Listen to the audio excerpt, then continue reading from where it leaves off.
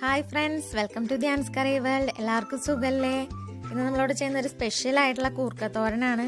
ഇപ്പോൾ മലയാളികൾക്ക് ഏറ്റവും പ്രിയപ്പെട്ടിട്ടുള്ള ഒരു വിഭവമല്ലേ ഈ കൂർക്കത്തോരൻ. ഇപ്പോൾ അതിൻ്റെ സീസണുമാണ്. അത് കാരണമാണ് ഞാനിപ്പോൾ ഇവിടെ ഈ തോരൻ്റെ റെസിപ്പി ഇടുന്നത്. അതിന് വേണ്ടിയിട്ട് ഞാനിവിടെ ഇപ്പോൾ ഒരു കിലോ കൂർക്കയാണ് എടുത്തിട്ടുള്ളത്. കൂർക്കയുടെ തൊലി കളയുന്നതിന് വേണ്ടിയിട്ട് നമുക്കൊരു 10 മിനിറ്റ് ഇതിനൊന്ന് വെള്ളത്തിലിട്ട് വെച്ചൊന്ന് കുതിർത്തിയിട്ടുണ്ടെങ്കിൽ വേഗം നമുക്കിതിൻ്റെ തൊലി എളുപ്പത്തിൽ കളയാൻ പറ്റും. അപ്പോൾ എല്ലാവരും ഒന്ന് അങ്ങനെ ചെയ്ത് നോക്കി നോക്കൂ. ഇപ്പോൾ കണ്ടില്ലേ, ഞാൻ അതിനെ തൊലിയൊക്കെ കളഞ്ഞ് നല്ലോണം വൃത്തിയാക്കി വെച്ചിട്ടുള്ളതാണ്. നല്ലോണം കഴുകി നല്ലോണം വൃത്തിയാക്കി അതിലെ മണ്ണും അതുപോലെ തന്നെ തൊലിയും എല്ലാം കളഞ്ഞ് നല്ല വൃത്തിയാക്കി വെച്ചിട്ടുള്ള കൂർക്കയാണിത്. ഇനി ഇതിനെ നമുക്ക് വേവിക്കുന്നതിന് വേണ്ടിയിട്ട് ഞാനിപ്പോൾ ഇവിടെ കുക്കറിലിട്ടിട്ടാണ് വേവിക്കുന്നത്. അതിന് വേണ്ടിയിട്ട് ഒരു 1/2 ടേബിൾ സ്പൂൺ കല്ലുപ്പാണ് എടുത്തിട്ടുള്ളത്. അതുപോലെ തന്നെ 1 ടീസ്പൂൺ മഞ്ഞൾപ്പൊടി എടുത്തിട്ടുണ്ട്. പിന്നെ ഇത് വേവിക്കുന്നതിന് ആവശ്യമായിട്ടുള്ള ഒരു 1/2 കപ്പ് വെള്ളമാണ് എടുത്തിട്ടുള്ളത്.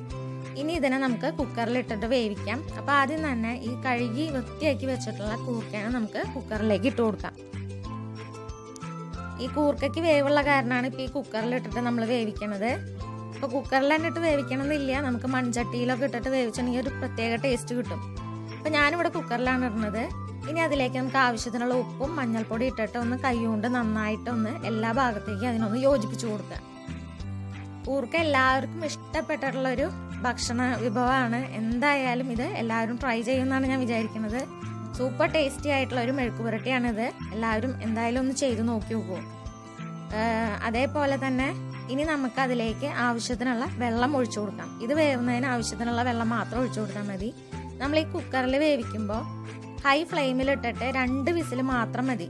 ഹൈ ഫ്ലെയിമിലിട്ട് കൊടുക്കുക. തുടക്കം തൊട്ട് തന്നെ ഹൈ ഫ്ലെയിമിലിട്ടിട്ട് 2 വിസിൽ കഴിഞ്ഞിട്ടുണ്ടെങ്കിൽ ഫ്ലെയിം ഓഫാക്കിയിട്ട് അപ്പം തന്നെ നമ്മളിതിൻ്റെ കൂർക്കനെ നമ്മൾ പുറത്തേക്ക് എടുക്കണം. അല്ലെങ്കിൽ കൂർക്ക അതിലിരുന്നിട്ട് വെന്തുടഞ്ഞു പോകും. അപ്പോൾ 2 വിസിൽ കഴിഞ്ഞിട്ടുണ്ടെങ്കിൽ ഫ്ലെയിം ഓഫാക്കിയതിന് ശേഷം കൂർക്കനെ പുറത്തേക്ക് എടുത്തിട്ട് നമുക്കൊരു പാത്രത്തിലേക്ക് മാറ്റി വെക്കാം. അപ്പോൾ ഞാൻ അതിനൊരു പാത്രത്തിലേക്ക് മാറ്റി വെച്ചു. അപ്പോൾ കറക്റ്റ് ആയിട്ടുള്ള വേവാണത്.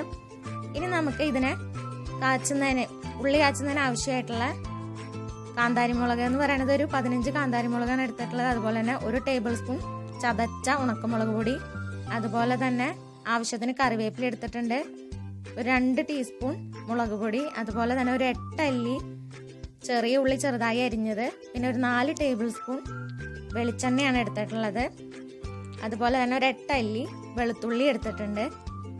നമ്മൾ ഈ ഉപ്പേരി ഉണ്ടാക്കണത് വെളിച്ചെണ്ണയിലാണ്. വെളിച്ചെണ്ണയിൽ ഈ കൂർക്ക ഉപ്പേരി ഉണ്ടാക്കുകയാണെങ്കിൽ നല്ല സ്വാദായിരിക്കും. അപ്പോൾ എല്ലാവരും വെളിച്ചെണ്ണയിൽ ഒന്ന് ചെയ്ത് നോക്കണം.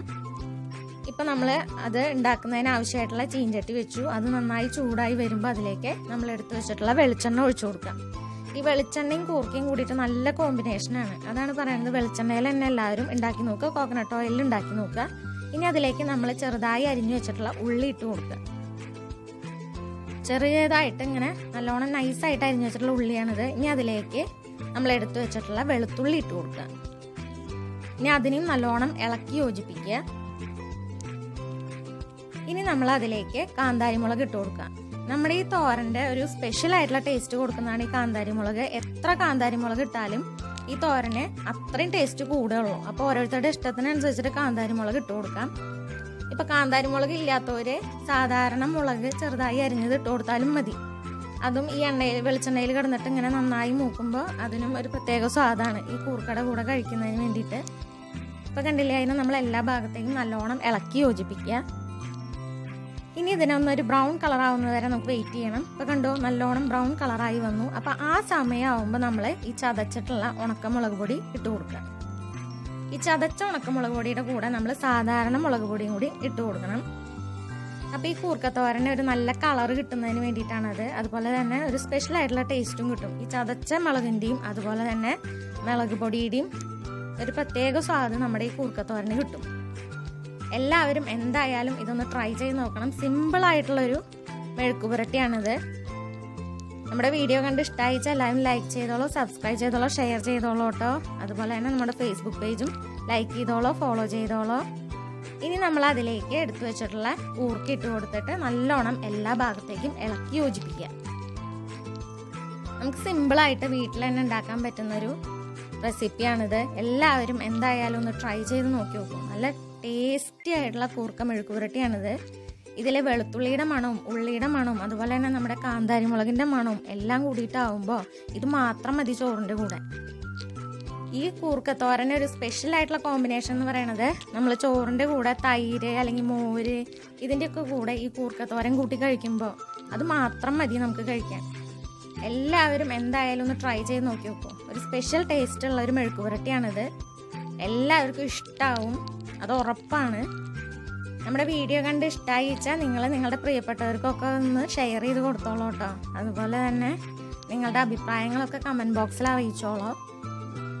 ഇനി നമ്മൾ ഇതിനെ കണ്ടില്ലേ, നല്ലോണം എല്ലാ ഭാഗത്തേക്കും ഇളക്കി യോജിപ്പിച്ചിട്ട് ഇതിനെ ഒന്ന് നന്നായി ഫ്രൈ ചെയ്തെടുക്കുകയാണ് ചെയ്യണത്. ഇപ്പോൾ ഈ കൂർക്കയിലൊക്കെ ഇത്തിരീശ് വെള്ളമൊക്കെ ഉണ്ടെങ്കിൽ ഇതിനെ നമ്മൾ ഇങ്ങനെ നല്ലോണം ഇളക്കി മാറ്റി അത് മാറ്റാം. ഇപ്പോൾ കണ്ടോ, ഞാൻ അതിനെ വേറൊരു സർവിങ് ബൗളിലേക്ക് മാറ്റി. നമ്മുടെ കൂർക്കത്തോരൻ റെഡി ആയിട്ടുണ്ട്. എന്തായാലും എല്ലാവർക്കും ഇഷ്ടപ്പെടുന്നൊരു സ്പെഷ്യൽ ആയിട്ടുള്ള തോരനാണിത്. ഇപ്പോൾ കൂർക്കയുടെ സീസൺ അല്ലേ, എല്ലാവരും ഇങ്ങനെ ഒന്ന് ട്രൈ ചെയ്ത് നോക്കി നോക്കൂ.